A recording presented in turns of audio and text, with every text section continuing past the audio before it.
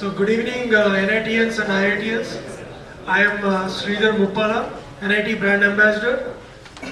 So now we will start our panel discussion with emphasis on Cloud Computing 2.0.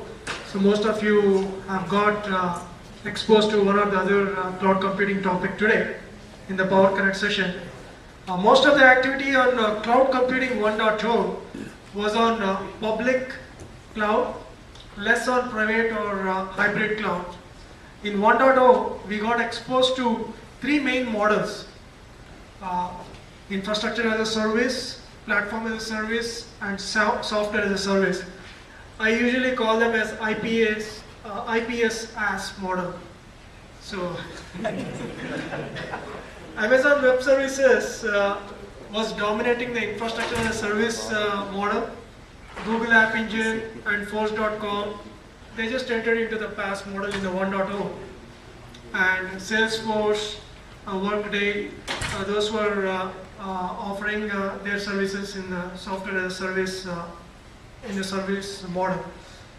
In Cloud Computing 2.0, a lot of work is going on in private cloud and hybrid cloud on top of whatever is work going on in the public cloud.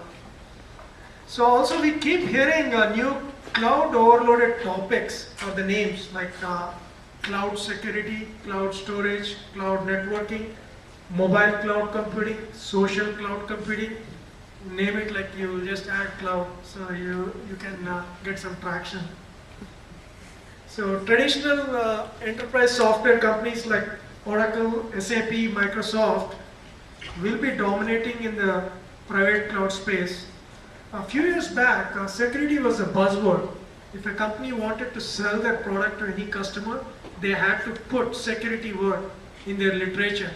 Now the same thing is happening in the cloud computing space also.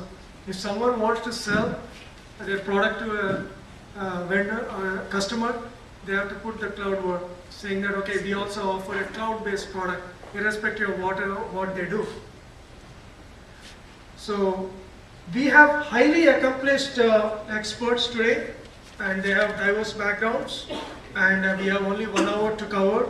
So I will try to wrap up my questions. My questions will be one to each of the panel member. And I would like to thank all of you for cooperating. So now after the questions are asked to each of the panel members, so I will open it up to the people who have attended today's meet. So let us start with Joydip Das. Oh, okay. We should start with the accomplished ones. Joydip is Vice President of Strategic Product Management for SAP On-Demand Solutions for line of business. He has over 20 years of experience as a software engineer and product manager, working in diverse industries. This gets recorded and we upload it on YouTube. Just look on LinkedIn, you'll find that. Yes. So anyway, so at SAP he has worked in both platform and applications organization and was instrumental in defining the overall product strategy for the company. He's a strong proponent for software as a service and cloud models, and is currently working to define a new category of people-centric on-demand solutions. So prior to SAP, he worked at various startups in the software and telecommunications industries, preceded by several years at HP as a software engineer and architect. He attained his Masters of Engineering in IT from RMIT University in Melbourne, Australia. The first question to Joydip. So what are the challenges faced by traditional enterprise software vendors in private cloud, and how are those challenges being addressed by traditional enterprise software vendors? In the private cloud, so the private cloud is an interesting concept. It's basically any IT infrastructure that a company wishes to run is essentially a private cloud, right? So they either run it inside their company, they rent some space with a service provider, depending on how global they are, they run different data centers in different parts of the world. That's their private cloud, essentially. What has happened in the past is our on-premise software in large enterprises, we give the software to the the customer takes that, spends 3 years implementing the software for their enterprise. Eventually, a lot of SIs get involved, and eventually they have something that they run, and then every 3 years we update that software with new versions, and they give us more money for it. So that's how SAP makes money, Oracle makes money, big licensing models. With the cloud model, what is happening, what's driving that is the fact that end users actually want to use software that's like using on-demand software like Facebook or Salesforce or whatever, many different grades of that. The IT departments can't really serve that today. So what SAP is trying to do is saying, okay, first step, take your on-premise software, we certify certain service providers who are cloud providers in that they have some cloud and elasticity built, we take that, they have some elasticity in computing and memory that they can use. It'll save you money, put the software on that infrastructure, and we have infrastructure as a service, we have some of this stuff running on the cloud. It's still very private because that service provider doesn't share it with anybody else. That infrastructure doesn't share with anybody else. What we are trying to do in the next generation, what we call Cloud 2 or whatever, is actually build software that's specific for a cloud environment, which takes advantage of web services, take advantage of multi-tenancy, so we have scale, we have we can actually take advantage of elasticity in the hardware, and then it almost doesn't matter where you put that software. So an IT department can take that, put it onto a private cloud, and we can update that software from SAP every 3 months instead of every 3 years, and end users can access that just like they do Salesforce by using their credit card or whatever. So we're changing the model, not only at the business level, but also at the software level. That's, I think, where we're going. But that doesn't mean on-premise software is going to go away. We had a big discussion about that. Companies need to keep all their information within the company because there is data and security issues, all kinds of stuff. So legal compliance, that stuff is not going to go away. The structured information that companies need will be there, whether you call it a private cloud, IT departments, data center, whatever you want to call it. The next leap from there is this hybrid model where we can bring a lot of unstructured information. I can spend a lot of time going through this, but the unstructured information is the shadow IT that people are using today. All of you have LinkedIn accounts, right? Do you use HR systems to look for a job, or do you use LinkedIn? Right there is shadow IT, right? And what we are saying is we have to write types of software which brings these LinkedIns of the world and Facebooks and all of that stuff inside the enterprise, and then connects to the notion of private cloud that we used to have. It's a big topic. I'm not going to even try to make sense of all of that today, but I hope that clarifies a little bit about where we are going. So thank you, Joydip. So now let us hear from Partha Ramachandran. Partha Ramachandran is the Director of Product Management at Nutanix. Recently they got good funding and they were in the news. So he brings over 12 years of experience working at high growth software companies. So prior to Nutanix, Partha held key engineering and product management positions at Citrix, which he joined as a part of Citrix acquisition of ZenSource in 2007. Partha has a MS in Computer Science from University of Illinois, Urbana-Champaign, and Bachelor's in Computer Science from IIT Madras. Now, question to Partha. So what are the business opportunities to startups in the cloud storage space?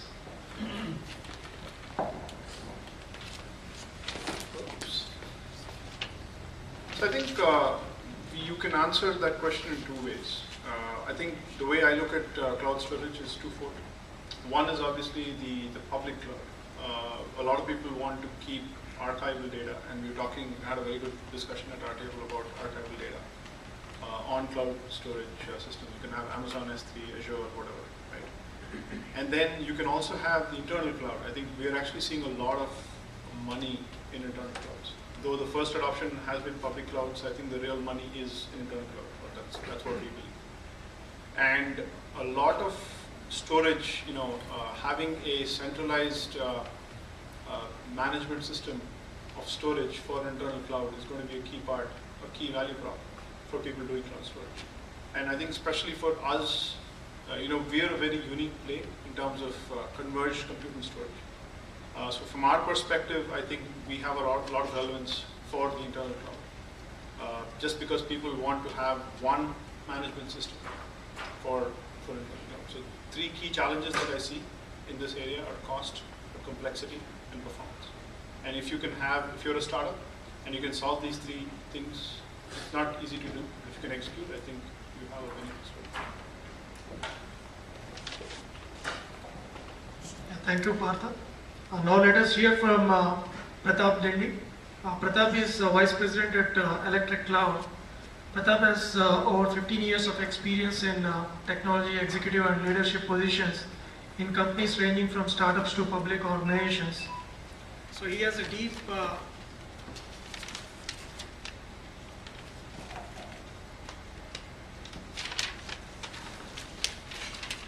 deep international business development background in software, hardware, services and cloud computing.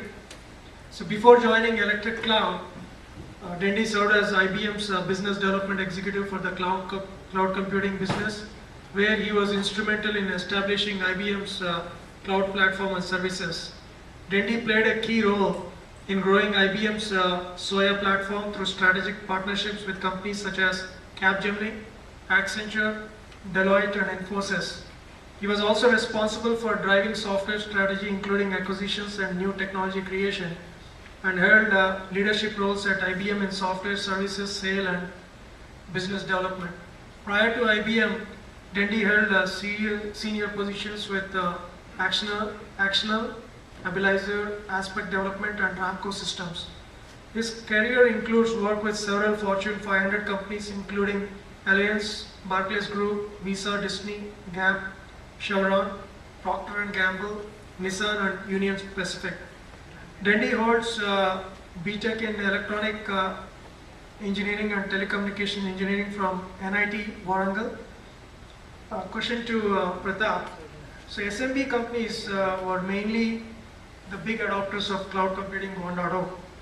So what challenges will large companies face implementing private clouds in 2.0 phase?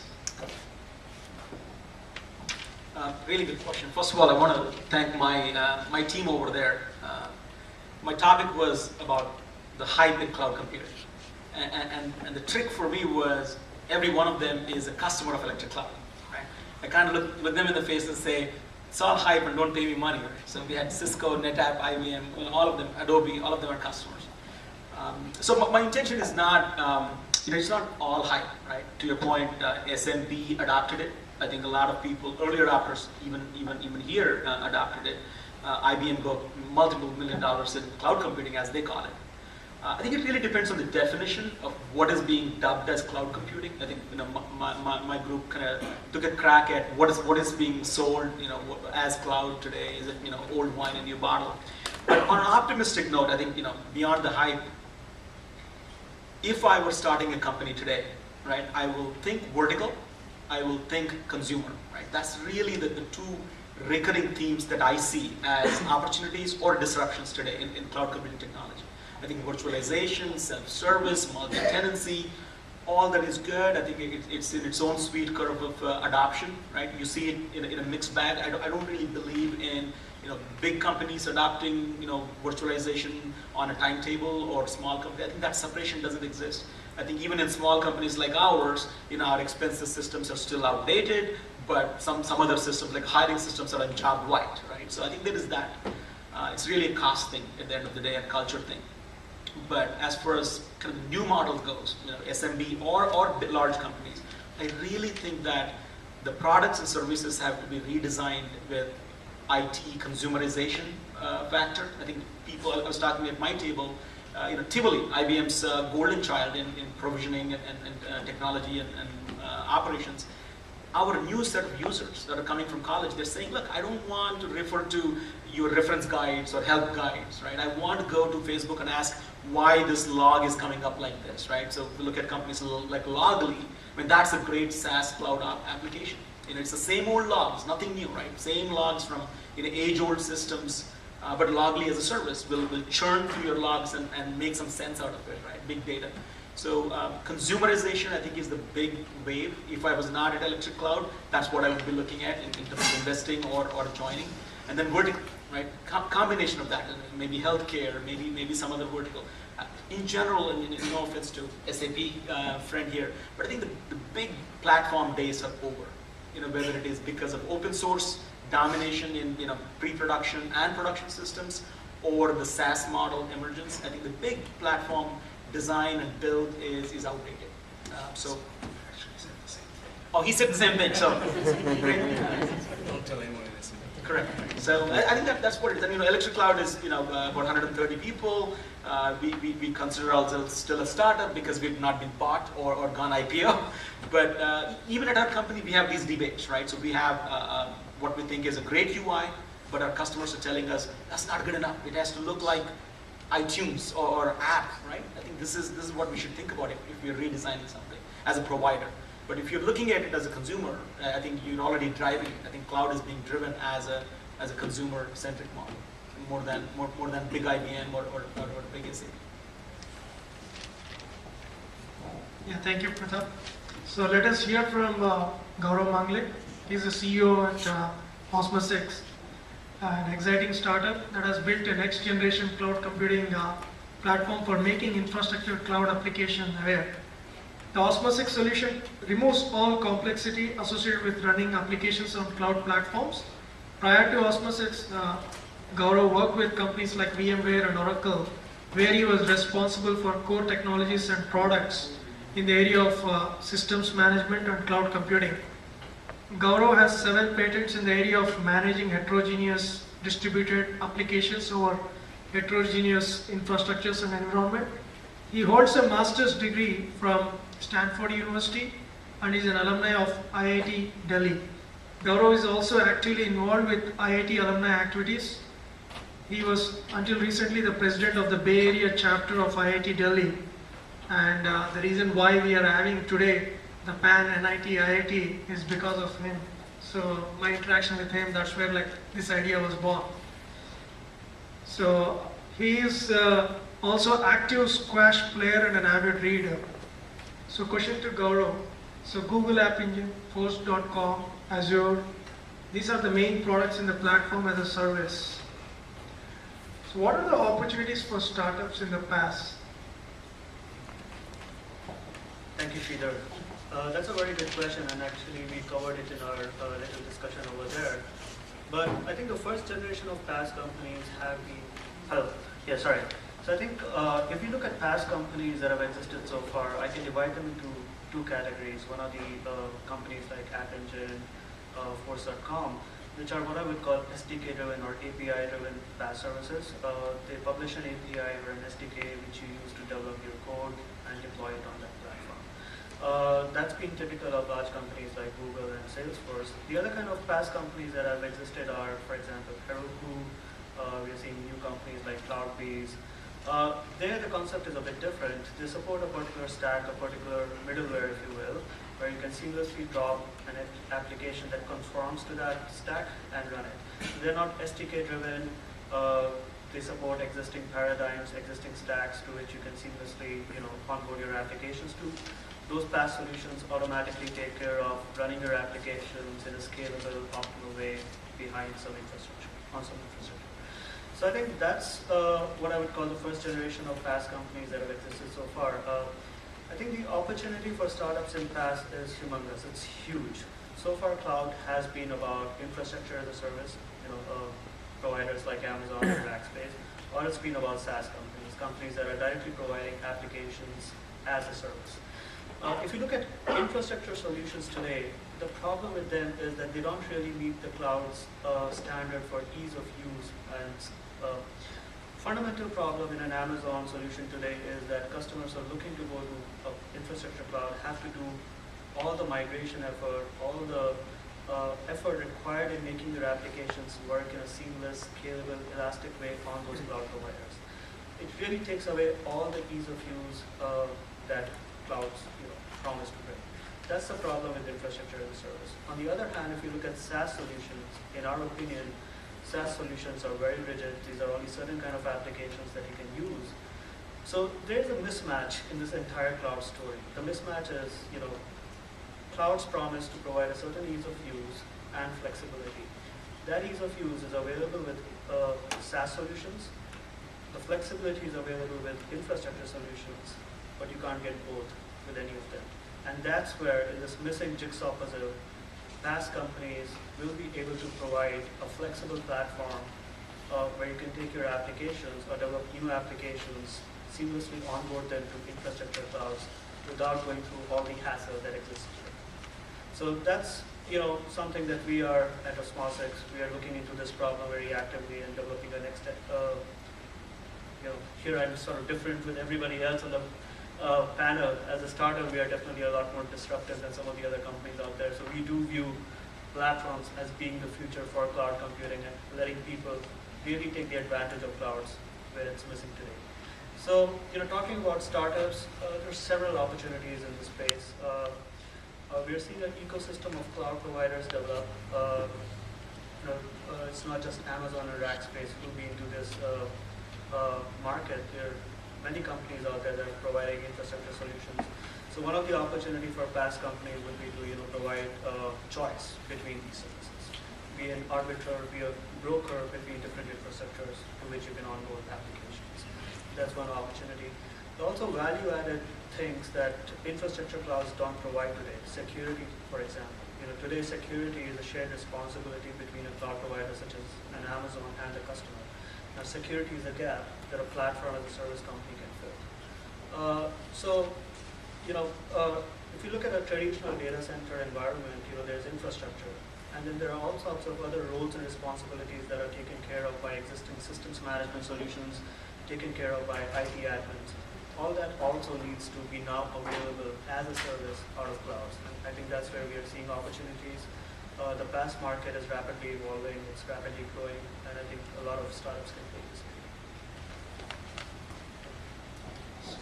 Thank you, Gaurav. So now, I would like any of the attendees to ask questions. So who will take the first question? Well, I would like to ask the first question.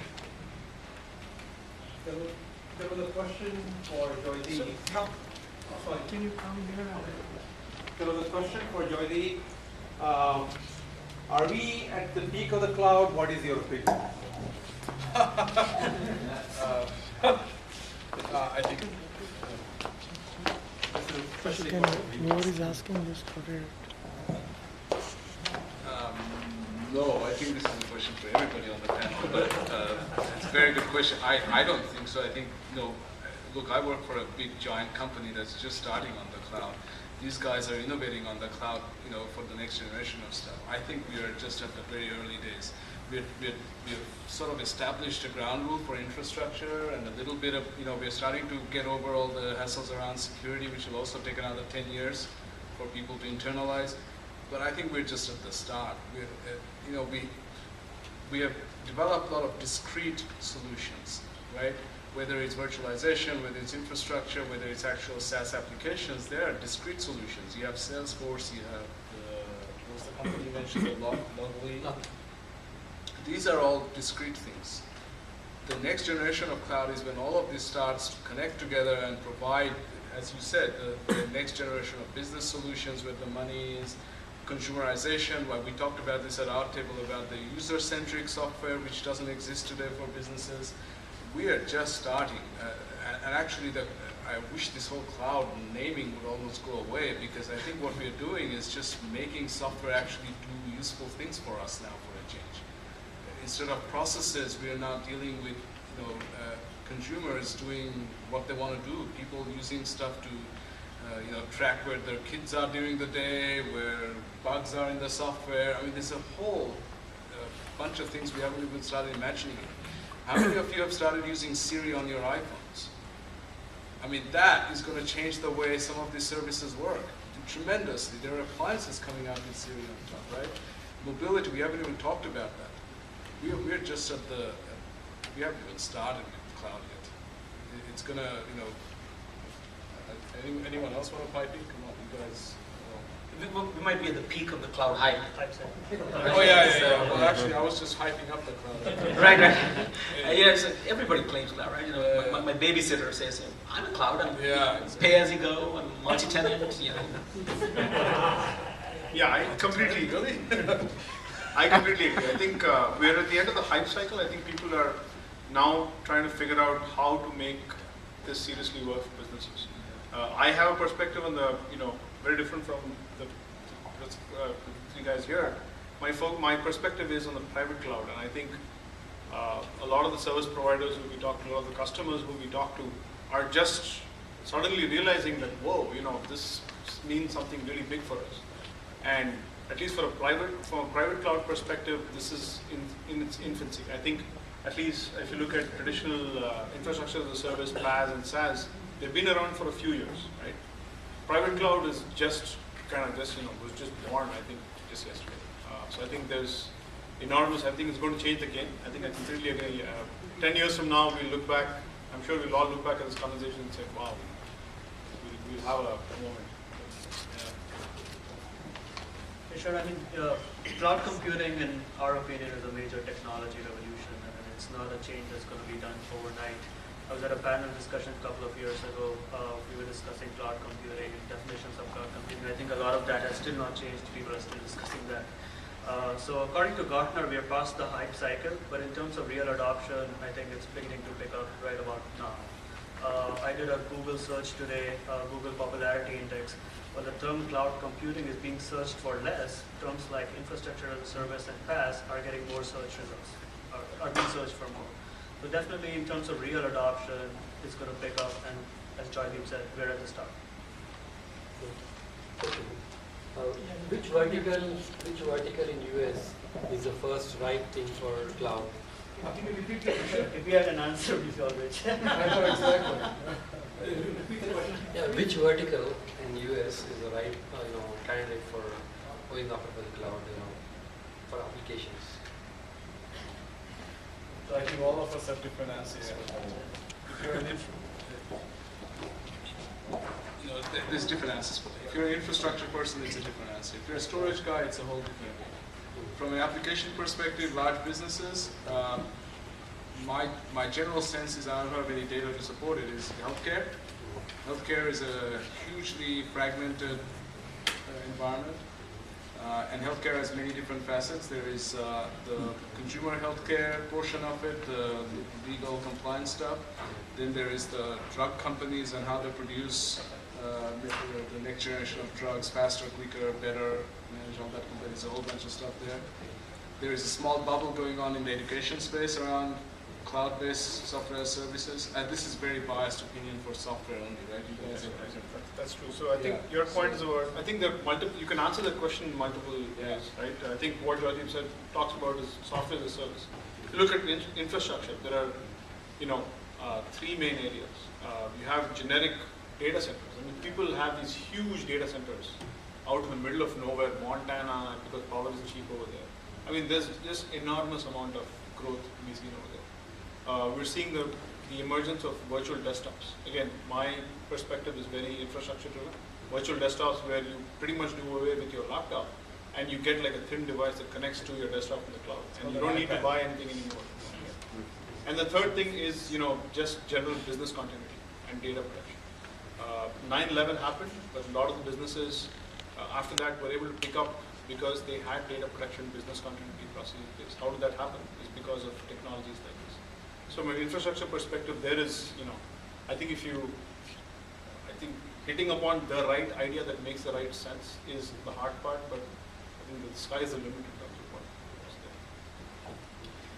there. I'm going to sound like Mitt Romney on the Republican panel, but if it is from a spending perspective, the main spending is on the federal government, right? It's just one vertical, right? If you look at any of the commercial software companies, you ask them, hey, where did you hire the last few sales reps, right? That's one way to look at it. It's all federal, right? But we're all technologists, right? We all went to NITs and IAAS. So if we go with the W3C definition of cloud, right? I feel like, I was at IBM 6 months ago, right? So we kind of mucked it up, the definition of cloud, private, public, hybrid, grammars, everything, right? That W3C doesn't talk about that. It just says it has to be multi-tenant, it has to be self-service, it has to be elastic, it has to have these characters, right? So if you go by that, I think you end up with some verticals, in my opinion, such as online learning, training, education, online learning, because the sessions have to be spun up and spun down, the course material has to be destroyed, and something else comes up, but the same infrastructure. I think you have some vertical. Gaming is another vertical, right? You keep reading about this one example of Zynga and Netflix all over the valley, right? The reason is very simple, right? They have these individual sessions that need to come up. They have to be low cost. The user doesn't care if it's being spun up on VMware or KVM or Zen, right? They just want their SLA, and as long as it runs, they're happy. It's not mission critical, but that's the classic use case, right? So I think that there's more there. I think we'll see a lot more verticals. But if you follow the spending, federal is where that is. But my personal choice, if I were starting again, is mobile services. I think there's a lot of app dev, web app dev going on. And I think that's exciting. I think Siri or somebody else, doesn't matter. But I think the big consumption is going to come. Somebody was saying yesterday that all this together, we live in an Apple bubble, so we think it's already maturing. But the rest of the world has not even seen, iPhone 3S. So I think there's going to be very big, big consumption there. Android, Windows Phone, and everything. So if I were starting something, and if that's why you're asking a question, mobile services is really a sweet spot to go. Actually, I was looking at healthcare. Healthcare. But all of this applies in healthcare as well, mobility and... Yes, I pretty much agree with what the other panelists have said, but taking a public cloud view of things, I think again on public cloud where most of the activity is happening is greenfield mobile applications, for example. If you're writing server-side code for Facebook apps, mobile applications, that's where a lot of activity is happening. Around about this time, we're also seeing activity picking up on non-mission critical design, test kind of workflows, regressions that can be run on an Amazon, for example, instead of running it on your private server farm. Also retail applications, for example, applications that have a lot of seasonality associated with them. You only need to run them, say, near Halloween or near Christmas. That kind of stuff is definitely moving to the cloud. Thank you. So on a lighter note, do a Google search on the keyword of the vertical that you are interested in. See how many folks are searching in the last 1 month, 2-3 months. That will give you a business opportunity also. You can focus on that vertical. It's going to be Kim Kardashian. Yeah. Sure. So can you come forward and ask the question?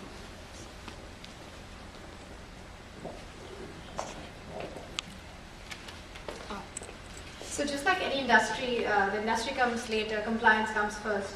FCC is there for the AT&Ts and the T-Mobiles. Are you facing the heat in terms of compliance measures, regulations already, or is cloud free from that, or where are we in terms of regulation and compliance?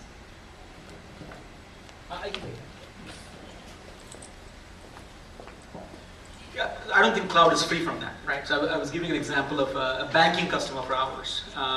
They found some vulnerability somewhere.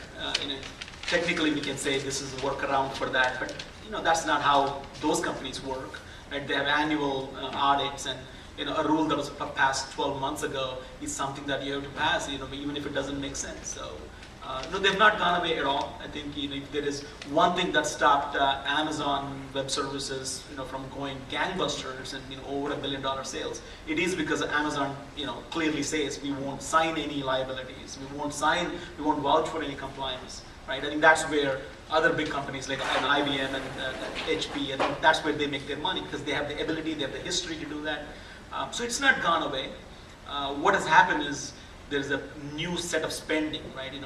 My wife, for example, spends a lot on apps on iPhones, right? She doesn't care for compliance. If her app breaks, she's not complaining, she'll restart it. So I think there's net new markets out there that users are fairly liberal about, quality standards. I think the torchbearers there are, somebody like Steve Jobs who says, this has to work like this, otherwise I'll throw you out, right? It's not the FCC, if that's the opportunity that you're looking at. The compliance regulatory, I have not seen, at least in my install base, cloud means nothing to them, right? I think those gatekeepers have not gone away. I think it's going to be there for a while. Yes, so the only thing that comes to mind for me is, depending on enterprise software and how you want to deploy it in the cloud, those compliance requirements just simply don't go away. I mean, Sarbanes-Oxley, all of that stuff is still required. Yeah. Depending on which country you deploy, you have different problems. I mean, some of the ideas we come up with consumerizing enterprise software, going away from the big ERP stuff, when we mentioned that in Germany, for example, the German laws around what's private and what's public in data is extremely complicated. Even Facebook has to deal with that, Google has to face, those things do get in the way sometimes. But the bottom line for us is enterprise software, at least from our point of view, is still about compliance and audits and all of that stuff. We don't lose that. We just have to think beyond that into the next wave of how we actually utilize information. And we talked about this at our table. If you start using a lot of unstructured information from the web to enrich your software, at some point someone's going to say, okay, what's public and what's private? And then the user opt-in or opt-out becomes interesting. If you publish all your information on Facebook, is that a public information that I can use to make my software work in some way? I mean, I don't know. No one's actually decided that yet. Right? Mark Zuckerberg owns everything anyway, so.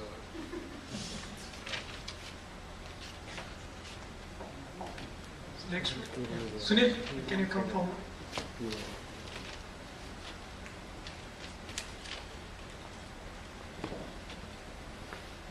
I'm Sridhar. I work for IBM.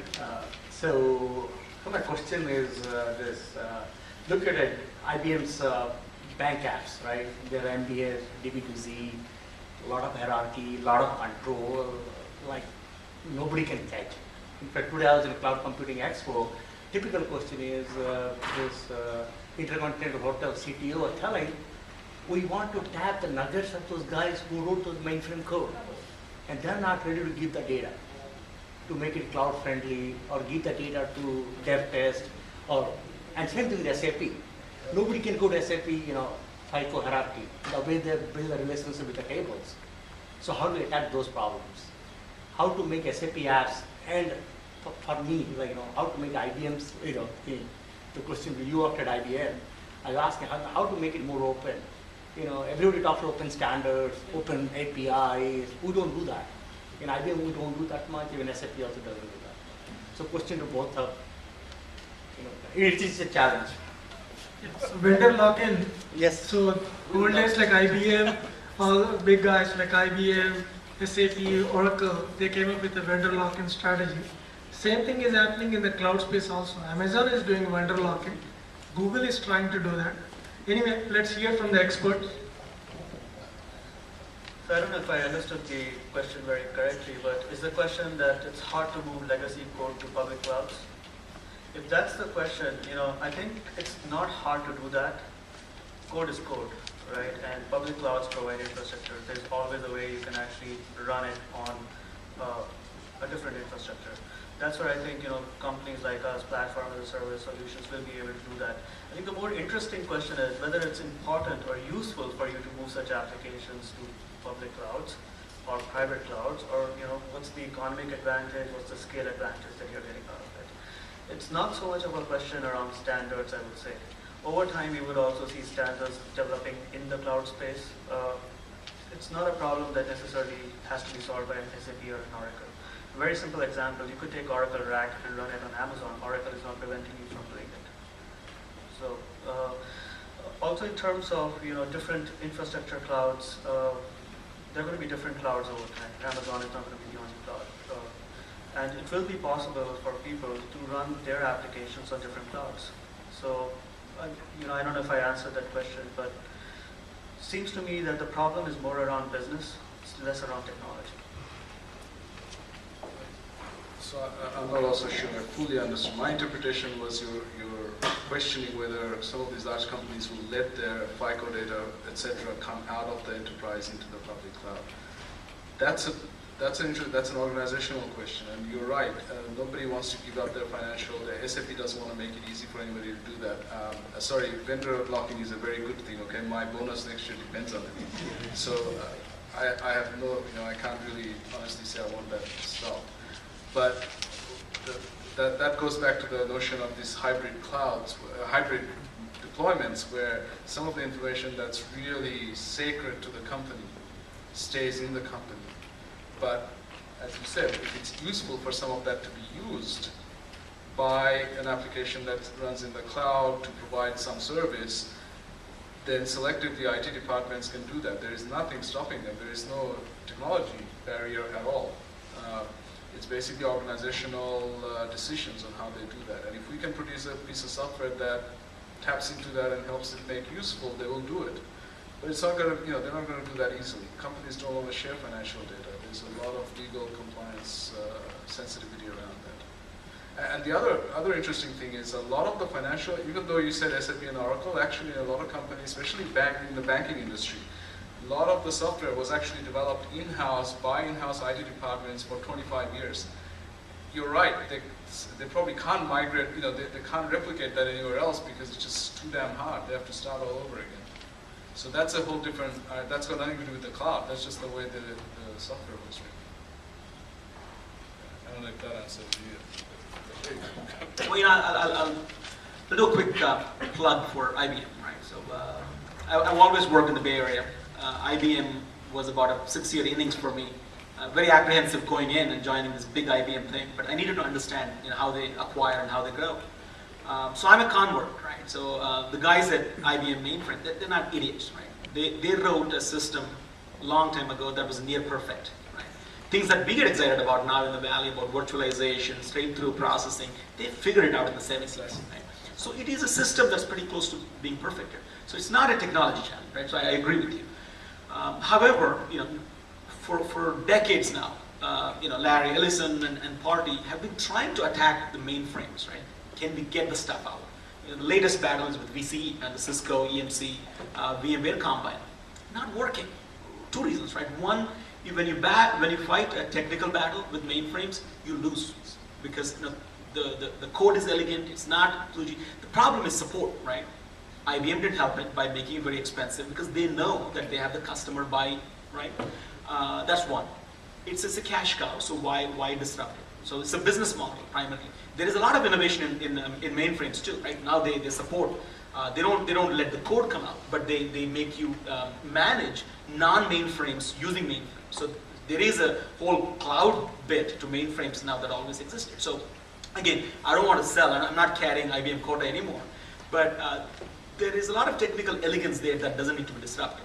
But there's a support and cost point that needs to be disrupted. I think a lot of people took aim at it, failed. I think somebody will crack it. Otherwise, IBM would change it very quickly, right? I think that's that. So if you look at any insurance companies, banking companies, if you do the price for performance, it still is unreachable. That's the reason why they exist. The IBM is not stupid and banks are not stupid. There's a reason why it still is there. Even though we all complain, we like to complain about traffic, but we're not moving anywhere from Bay Area, right? It's the same thing. It's just, it's a good system and it works. Some people are milking it. But if we come up with innovative solutions to crack open the big mainframe, there's a lot of gold to be had there. Diamonds, not gold, diamonds. I pretty much agree with what you said. I think. So a couple of questions before we wrap up.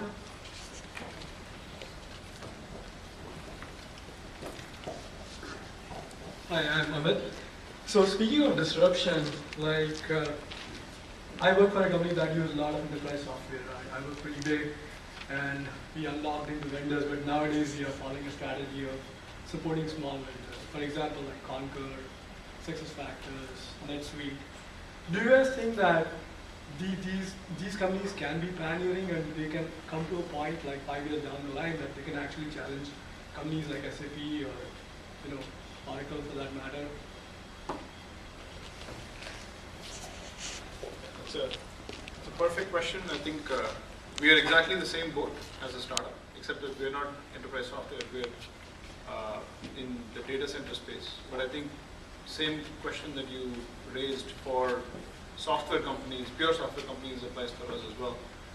We are up against EMC, NetApp, Cisco of the world. What we believe we have done is built an innovative solution around virtualization, storage, and cloud. And some of the traction that we are seeing is actually a testament to the value that we bring to the table. And we do have, just like how eBay is actually helping with with smaller software providers, we are seeing early adopters in the market, and we're very thankful for that. It is possible. I mean, obviously, all of these companies were small at some point, and they did grow to big companies. NetApp was where we are, 12 years ago, right? And they grew, and I think it's all in the execution. If you can execute, if you can just establish one beachhead and just go after it and just execute, I think it's definitely best. We've seen that time and again, and which is what we want to emulate in the market. So yeah, absolutely. I think electric cloud is a good example. 5 years in production, GA, and we have customers ranging from Facebook, Adobe to General Electric, General Motors, telling big companies like HP and IBM that electric cloud is our standard. You need to integrate with them. And these big vendors are putting dollars, Microsoft, for example, to support our platform on Hyper-V. I think the customer, when the customer is behind you and they make you the standard, I think you get much bigger very quickly. Go ahead. Yeah, so I think the disruption is happening, and clearly cloud computing is not an incremental innovation, it's a classical disruptive innovation. It's changing the way things are being done, not just from a technology perspective, but in case of public clouds, the entire business model is also changing. People are going from CapEx to a variable OpEx model. In many cases, that's why we feel large companies are actually slowing down that adoption. So it's clearly a classic disruptive innovation, and I think there will be a scope of a lot of small companies. Some of the disruption will come from smaller companies, and they will be working with some of the larger firms as well. So I'll give you a schizophrenic answer. Because I think SAP will be pretty big. No, I wasn't actually going to say that. But the schizophrenic answer is this. I actually think you're absolutely right. These small companies, if they didn't exist, SAP wouldn't be thinking about the cloud. So part of me that has been working inside SAP trying to drive on-demand business in SAP has been using Salesforce and Concur as benchmarks for where we need to be, success factors, Talio. The interesting thing that I will have to wait and see, and in internet times, I use the word loosely, but Salesforce is an old company now, right? Talio and success factors are old companies. So what's going to happen to these will be interesting to see. I think there are some acquisitions that will happen. I'm not saying SAP is doing it. Oracle, SAP actually doesn't acquire companies. I don't know if you know. SAP only does 1 or 2 big acquisitions every 2 or 3 years. Oracle acquires a company every month. So different strategies. But that's how large companies progress. They eat up the smaller disruptors, and that's part of the ecosystem we live in. And I think that's a good thing. That's why we need disruptors. Otherwise, big companies have no reason to change. So I think SAP has challenges, Oracle has challenges, whether they can adapt themselves in the software that they produce, in the way they run their business, whether they can compensate their salespeople for subscription sales, all of these challenges, if they can solve and consumerize the software for the next generation of software. That's what I'm trying to do inside SAP. If we pull that off, then what we do is not kill these companies, but we set a different bar for the disruption again, for the next cycle of disruption. Okay? You can never have an ecosystem. It's a monopoly if there is no disruption. So I think the disruption is a very good thing. But will Concur be around in 5 years' time? I don't know. Somebody might buy them. Will NetSuite be around? I mean, Oracle is so invested in that. Who knows, right? Salesforce has taken on a whole different life of its own. It's doing some amazing things with Heroku and all this stuff, right? So the Force platform. It could be a major competitor for us, for sure. Workday is the other one we haven't talked about, right? They have a huge DNA for enterprise software. They're using all of the cloud advantages. Who knows where they're going to go? But that's what's so interesting about, to the first question about where we are at the peak of the cloud. That's the point, right? So much is changing. So many disruptors coming in. So many things happening in the large enterprise. I think that's pretty exciting. Last question.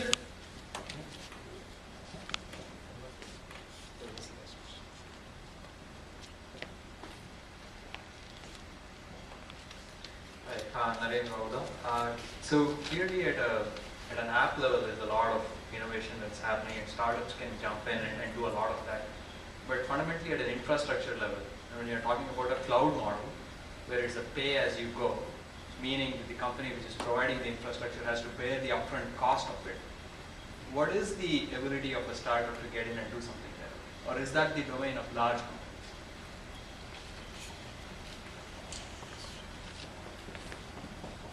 Well, I think definitely, I don't think startups are providing infrastructure. They're not providing the hardware. Most startups are providing SaaS or PaaS solutions, reusing infrastructure provided by an Amazon or a Rackspace. For a startup, that's clearly going to be a very low margin business. So I actually don't see that many startups providing infrastructure as a service. Most startups, even if their business model is pay-per-use, pay-as-you-go, it's a pretty high-margin business because it's software only. It's providing value-added software on top of infrastructure.